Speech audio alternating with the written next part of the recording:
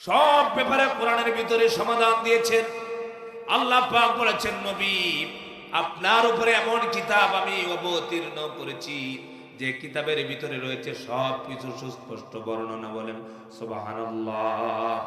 আল্লাহ পাক বলেন, ওয়ানাজ্জালনা আলাইকাল কিতাবা তিবয়ানাল লিকুল্লি শাই। হে নবী আপনার উপরে আমি এমন কিতাব অবতীর্ণ করেছি, নাজিল করেছি যে কিতাবের মধ্যে আছে সব কিছুর সুস্পষ্ট বর্ণনা। সুবহানাল্লাহ। আমার সম্মানিত ভাইরা, এই কোরআনুল কারীম নাজিল হলো রাসূলুল্লাহর উপরে। আল্লাহর হাবিব 40 বছর বয়স যখন নবীজির হলো, মক্কার মানুষের চরিত্র পরিবর্তন করার জন্য, সন্ত্রাস মুক্ত সমাজ গঠন করার জন্য আল্লাহ পাক কোরআনুল কারীম রাসূলুল্লাহর উপরে নাজিল করেছেন। নবীজি কোরআন নাজিল হওয়ার আগ পর্যন্ত সমাজের পরিবর্তন করতে পারলেন না। আমার ভাইরা আপনারা বলেন তো দেখি, আজ আমার বাংলাদেশে এমন কোন অপরাধ আছে যে অপরাধ নাই? এমন কোন অপরাধ আছে? সব অপরাধ আছে। ইয়াবা, বাবা, চুরি, ডাকাতি, জেনা, ব্যভিচার, হত্যা, ধর্ষণ, লুটপাট, মানুষ হত্যা আছে না নাই? কথা বলেন আছে না নাই? বিগত 16টা বছর পর্যন্ত আমার দেশে শুধু হত্যাযজ্ঞই চলেছে, ঠিক কিরকম? লুটপাট চলেছে, হত্যা চলেছে, দর্শন চলেছে, ইয়াবা চলেছে, মদ চলেছে। সেইগুলোকে বন্ধ করতে হলে কোরআনের বিকল্প নাই, ঠিক কিনা বলেন? এই কোরআনকে আপনারা সমাজে প্রতিষ্ঠিত করতে চান? কারা কারা কোরআনের সমাজ চান? হাত ধরে দেখতে চাই।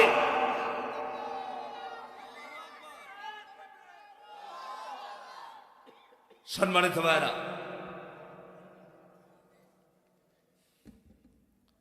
কোরআন শরীফ আসছে মানুষকে হেদায়েত দেওয়ার জন্য। কিসের জন্য বলেন? কথা বলেন, কিসের জন্য? হেদায়েত দেওয়ার জন্য।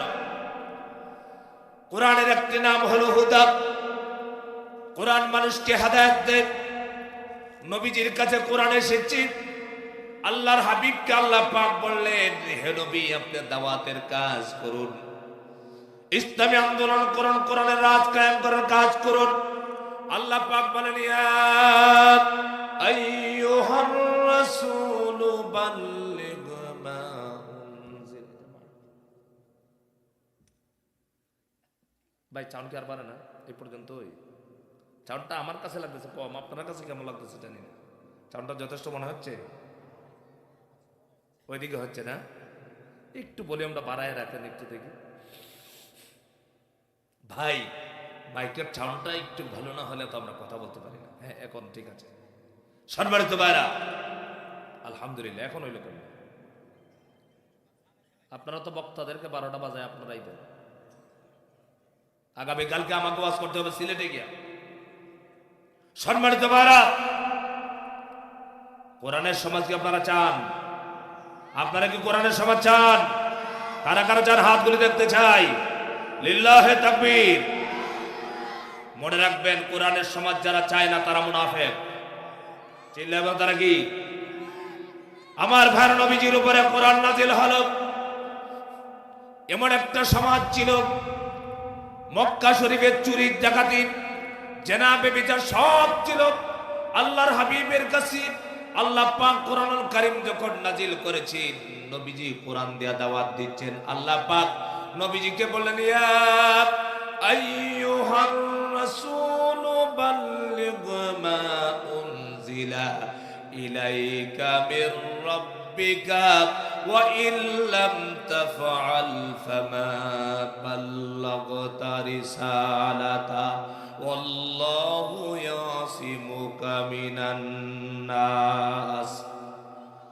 আল্লাহর নবী কি আল্লাহ পাক বলেন, হে আমার রাসূল আপনার উপরে আমার পক্ষ থেকে, আপনার রবের পক্ষ থেকে যা নাজিল করা হয়েছে আপনি মানুষের কাছে দাওয়াত দিয়ে দিন, তাবলীগ করে দিন, পৌঁছায় দেন। নবী আপনি যখন দাওয়াতের কাজ করবেন, আপনাকে মানুষ মারবি, আপনাকে হত্যা করার জন্য ষড়যন্ত্র করবে, নবী আপনি চিন্তা করবেন না, ভয় পাবেন না। আপনাকে আমি আল্লাহ পাক এই জালেমদের হাত থেকে হেফাজত করব। আমার সম্মানিত ভাইরা, আল্লাহর হাবিব কোরআনুল কারীম নাজিল হলো 1 বছর নয়, 2 বছর নয় 3টা বছর পর্যন্ত রাসূলুল্লাহ কোরআনের দাওয়াত প্রকাশ্যে দিতে পারলেন না, গোপনে গোপনে দাওয়াত দিলেন। 3 বছর পরে যখন নবীজি প্রকাশ্যে দাওয়াতের কাজ শুরু করলেন, রাসূলুল্লাহকে দেখতে পারে না, আবু জাহেল সহ্য করতে পারে না, আবু লাহাব সহ্য করতে পারে না, উতবা সহ্য করতে পারে না, ওয়ালিদ ইবনে মুগীরা, নজর ইবনে হারিস, ওই কাফেররা সহ্য করতে পারে না। মুহাম্মাদের বিরোধিতা শুরু করলো, কাফেররা সবাই রাসূলুল্লাহর বিরোধিতা শুরু করলেন। অথচ কোরআন নাজিল হলো না। 40 বছর পর্যন্ত রাসূলুল্লাহকে একটা গালিও দিল না, একটা কটু কথা কেউ বললো না। বলছে নাকি কোন কোরআন নাজিল হয়েছে, মানুষকে হেদায়েতের পথে আহ্বান করেছেন, মূর্তির বিরুদ্ধে কথা বলেছেন, অগ্নি পূজার বিরুদ্ধে কথা বলেছেন, এক আল্লাহর দাসত্বের কথা বলেছেন, দাওয়াতের কাজ করেছেন। যখন এই দাওয়াতের কাজ করেছেন তখন এই নবীজির শত্রু হয়ে গেছে। আজও দেখবেন বাংলাদেশে মদকুর আছে, ইয়াবাকুর আছে, বাবাকুর আছে, বেনামাজি আছে, চোর আছে, ডাকাত আছে, তাদের বিরুদ্ধে কোনো অ্যাকশন নেয় না, তাদের বিরুদ্ধে কোনো কথা নাই। অথচ কোরআনের আন্দোলন যারা করে তাদেরকে বলে মৌলবাদ, রাজাকার, ঠিক কিনা বলো? অথচ শ্রেষ্ঠ মানুষ হলো তারা যারা আল্লাহর জমিন আল্লাহর দ্বীনকে বাস্তবায়ন করতে চায়।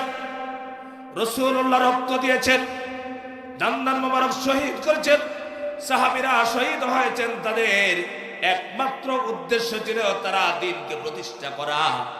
নবীজিকে আল্লাহ পাক বললেন, হে আমার নবী, আপনি জিহাদ করুন, সংগ্রাম করুন, লড়াই করুন। ইয়া আইয়ুহান নাবিয়্যু জাহিদিল কুফারা ওয়াল মুনাফিকিন। সুবহানাল্লাহ। আল্লাহ পাক বলেন, নবী আপনি জিহাদ করুন, সংগ্রাম করুন, লড়াই করুন 2 শ্রেণীর মানুষের বিরুদ্ধে। কয় শ্রেণী? কথা বলেন না, সবাই বলেন, কথা বলেন। কয় শ্রেণী? 1 নম্বর হলো কাফের। কাফের আছে না নাই? আমার ভাইরা, 1 নম্বর হলো কাফের, যারা কুফরি করেছি, আল্লাহ পাককে অস্বীকার করে। কাফের আমরা বন্ধু না শত্রু? আমাদের বন্ধু না শত্রু?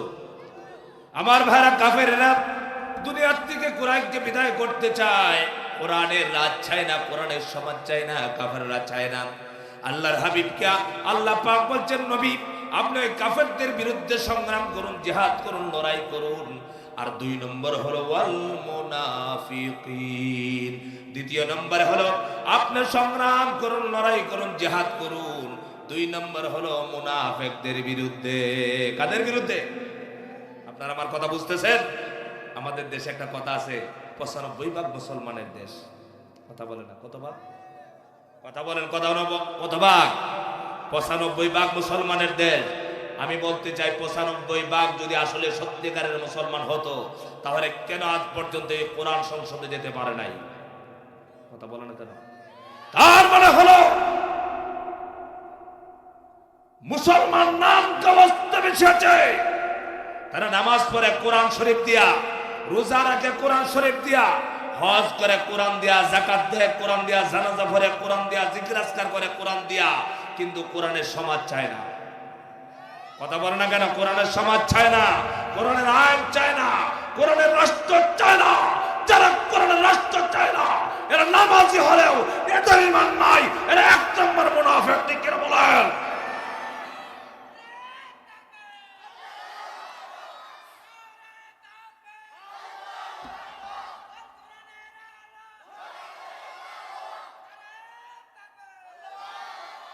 এই ভাইরা, এই কিতাবটা আমার নয়, আমার বাবার না, আমার নেতারও না। কিতাব কার? আরো চিল্লায় বলেন, এই কিতাব কার? কোরআন শরীফের কয়টি আয়াতকে অস্বীকার করলে মানুষ কাফের হয়? বাবু হইতাল্লাদি কাফার জানেন না? একটি হরফ, একটি আয়াত না, একটি হরফ। যারা ইসলামী আন্দোলনের বিরোধিতা করে তারা অসংখ্য আয়াতকে অস্বীকার করে। কথা বলে না কেন? আমার ভাইরা, তার মানে হলো সমাজ চলবে তাদের মতো, নামাজ চলবে আল্লাহর মতো, নামাজ চলবে রাসূলুল্লাহর তরিকা অনুযায়ী, কিন্তু সমাজ চলবে, রাষ্ট্র চলবে। যারা সমাজ চায়, কোরআনের সমাজ চায়, কোরআনের আন্দোলন করে। আহারে, বিগত সময়ে এই স্বৈরাচারের দলের ছেলেরা তাদের নাম হলো বাংলাদেশ ছাত্রলীগ। তাদেরকে বলা হতো সোনার ছেলে। ঠিক কিনা করেন? কি বলা হতো বলেন? সোনার ছেলে। সোনার ছেলে তাদেরকে বলা হতো। অথচ পালাক্রমে মেয়েদেরকে তারা দর্শন করেছে। কথা বলে না কেন? দর্শন করে নাই? দর্শন করে নাই? আজ পর্যন্ত ইসলামী আন্দোলনের ছাত্র শিবির একটা সংগঠন আছে, ছাত্র সংগঠন। আজ পর্যন্ত দিনাজপুরে কয়টা ছাত্র শিবিরে কয়টা মেয়েকে দর্শন করেছে? কথা বলে না, মিথ্যা কথা বলতেছি নাকি? অথচ যে সংগঠনের ছেলেরা সবচেয়ে আদর্শবান, আল্লাহর কোরআনকে সমাজের মধ্যে প্রতিষ্ঠিত করতে চায়, তাদেরকে তহমত দেওয়া হয়েছে জঙ্গি। কথা বলে না কেন?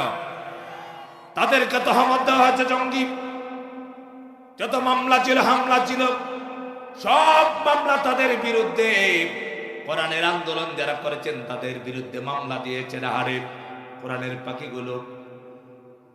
সাবেক আমিরের জামাত মাওলানা মতিউর রহমান নিজামী রহমাতুল্লাহি আলাইহি, কামরুজ্জামান রহমাতুল্লাহি আলাইহি, আব্দুল কাদের মোল্লা রহমাতুল্লাহি আলাইহি, আমাদের কোটি কোটি মুসলমানের হৃদয়ের স্পন্দন। তিনি 50 বছর কোরআনের দাওয়াত দিয়েছেন, কোরআনের তাফসীর শুনিয়েছেন। কোরআনের পাখি আল্লামা সাইদি রহমাতুল্লাহ আলাইহিকে মিথ্যা মামলা দিয়ে জেলখানায় নিয়ে ফাঁসিতে ঝুলিয়েছে। সাইদি রহমাতুল্লাহ আলাইহিকে চিকিৎসার নামে হত্যা করেছে। তাদের উদ্দেশ্য ছিল জমিন থেকে ইসলামী আন্দোলনকে বন্ধ করা। উদ্দেশ্য ছিল একটাই, সাইদিকে ফাঁসি দিলে আন্দোলন বন্ধ হবে, নিজামীকে ফাঁসি দিলে আন্দোলন বন্ধ হবে। অথচ আল্লাহ পাক বলেন কাফেররা চেষ্টা করেছিল, আল্লাহর কোরআনকে পৃথিবী থেকে নিভিয়ে দিতে পারলো না। ইউরিদুনা লিইউতফিউ নূরাল্লাহি বিআফওয়াহিহিম ওয়াল্লাহু মুতিম্মু নূরিহি ওয়ালাউ কারিহাল কাফিরুন। আল্লাহ পাক বলেন কাফেরেরা আমার কোরআনের আলোকে নূরটা কি ফুঁক দিয়ে নিভায় দিতে চেয়েছিল, কিন্তু তারা পারল না। আমি আল্লাহ পাক চাইলাম কোরআনের আলোকে জ্বালায় রাখবো, কাফেরদের যত কষ্টই হোক। আপনারা বলেন তো দেখি পৃথিবীতে কোরআন শরীফ আছে না নাই? আরো চিল্লায় বলেন আছে না নাই? ইসলামী আন্দোলনের কর্মীদেরকে হত্যা করেছে। ভেবেছিল তাদেরকে যদি হত্যা করা যায় তাহলে বাংলাদেশ থেকে ইসলামী আন্দোলন বন্ধ হবে। ইসলামী আন্দোলন বন্ধ হবে তো দূরের কথা, বর্তমানে লাখো লাখো মানুষ ইসলামী আন্দোলনের দিকে আরো ঝুঁকে পড়েছে। ঠিক কিনা? তার কারণ হলো একমাত্র যে জমিনের মধ্যে শহীদের রক্ত পড়ে যায়, সেই জমিনটা আল্লাহর কোরআনের রাজ প্রতিষ্ঠার জন্য উর্বর হয়ে যায়। আমাদের শহীদদের উসিলায় আমরা আগামীতে বাংলাদেশকে কোরআনের বাংলাদেশ দেখতে পাচ্ছি। আমরা কি বাংলার জমিনে কোরআনের রাজ চাই? কারা কারা চাই? হাত তুলে দেখতে চাই, দুটো হাত।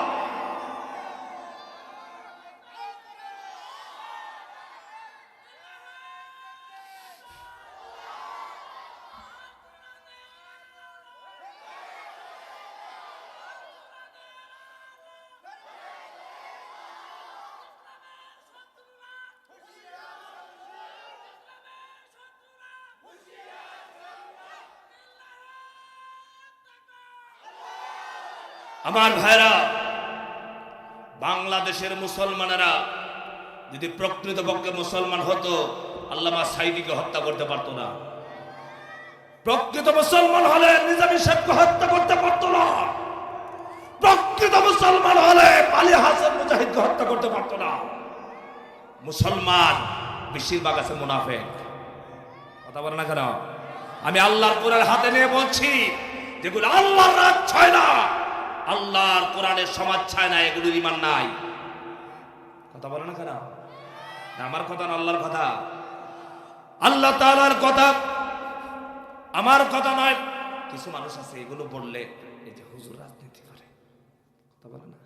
নামাজ পড়তেছে, ইমাম সাহেব প্রতি শুক্রবারে ওয়াজ করে, জিকির আজকার, নামাজের ওয়াজ করে, রোজার ওয়াজ করে, হজের ওয়াজ করে, জিকির আজকারের ওয়াজ করে।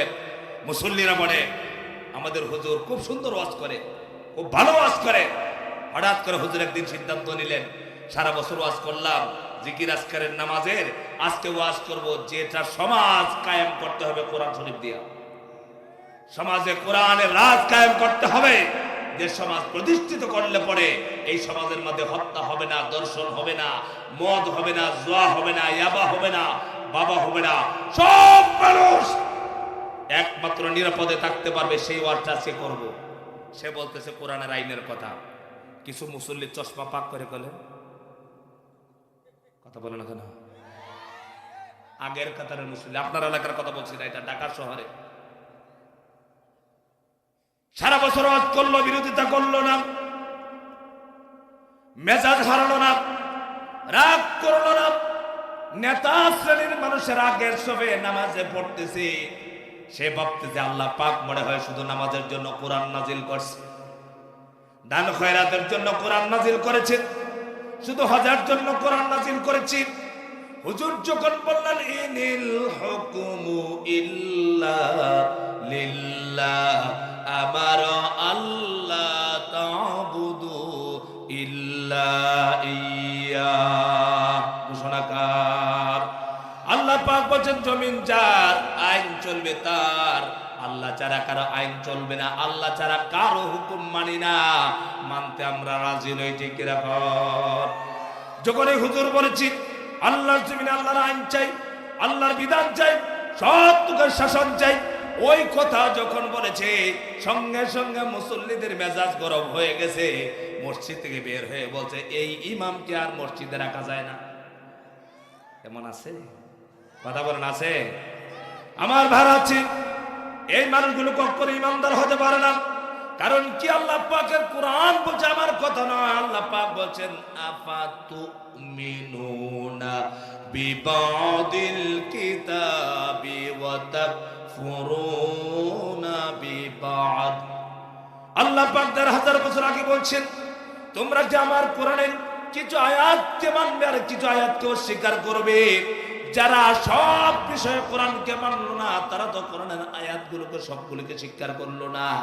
যারা প্রকৃতভাবে স্বীকার করলো না তারা নামাজি হলেও পরে আল্লাহর দরবারে তারা কখনো ইমানদার হতে পারবে না।